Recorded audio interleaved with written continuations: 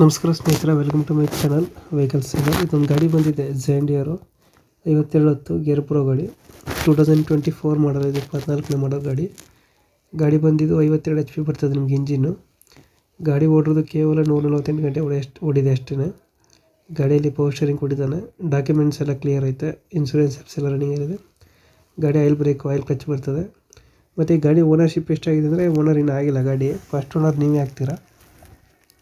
ಯಾರು ಗಾಡಿ ತಗೊಳ್ತೀರಾ ನಿಮ್ಮನ್ನೇ ಫಸ್ಟ್ ಓನರಾಗಿ ಮಾಡಿಕೊಡ್ತಾರೆ. ಇನ್ನು ಓನರ್ ಆಗಿಲ್ಲ ಗಾಡಿ. ಲೊಕೇಶನ್ ಬಂದು ಗಾಡಿ ಇರೋದು ಬಿಜಾಪುರಲ್ಲಿ. ಪ್ರೈಸ್ ಹೇಳ್ತಾ ಇರೋದು ಬಂದು 8,500 ಹೇಳ್ತಾ ಇದ್ದಾರೆ.